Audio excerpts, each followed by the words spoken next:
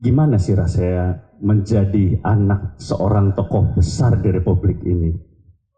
Rasanya adem-adem nyoy-nyoy gitu. Iya. Selamat sore Bapak Ibu sekalian, teman-teman semua. Pertama sebelum saya menjawab, selamat hari World Mental Health Day semuanya. Semoga mental health-nya dalam kondisi optimal dan dalam kondisi prima ya, semua yang ada di sini. Oke, pertama kalau mau diurut-urut, saya tidak hanya menjadi anak Presiden RI keempat, tapi di atas itu ada kakek saya juga, gitu ya. Salah satu pendiri negara ini, founding father, ada Mbah Buyut saya, gitu ya. Jadi kalau ditanya rasanya, ngeri-ngeri sedap gitu. Biasa aja. Aku bisa membawa beban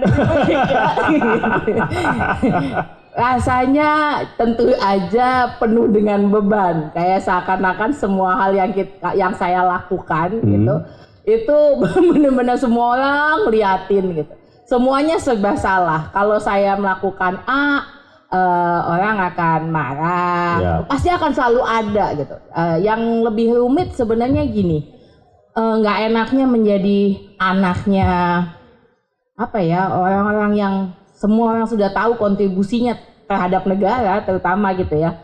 Itu adalah orang itu kan selalu punya bayangan terhadap si tokoh itu ya gitu, terhadap ayah saya, terhadap kakek saya, terhadap kakek buyut saya gitu ya.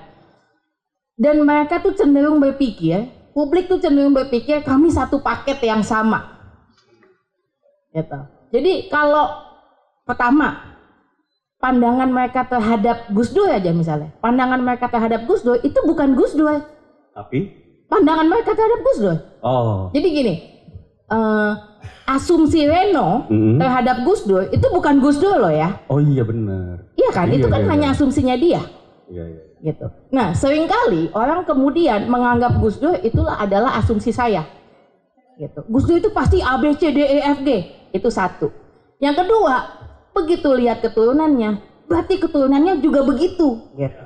Nah, jadi itu yang harus saya jalani setiap hari.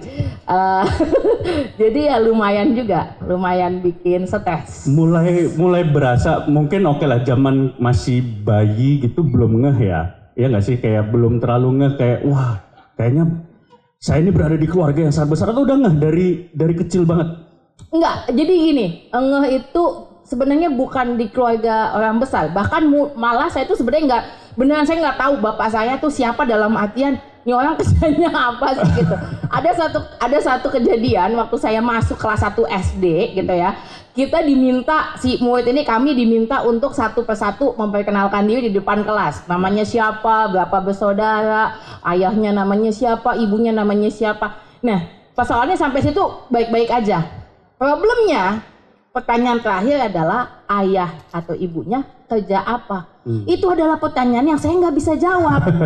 Jadi saya itu ketakutan setengah mati. Saya di pojokan kelas, saya takut banget dipanggil ke depan karena saya nggak tahu bapak saya kerjanya apa. Kelas 1 SD? Kelas 1 SD. Okay. Ketua PBNU tuh apa ya? Itu kan bukan profesi gitu.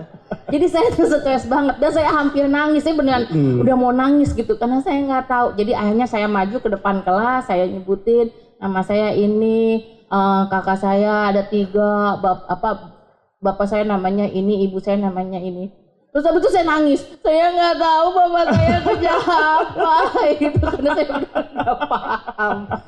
Itu yang pertama kali ngeh ya? Iya. Pertama kali ternyata. Tapi sempat nanya nggak ke bapak waktu itu pas pulang gitu, kayak bapak kerjanya apa sih pak gitu?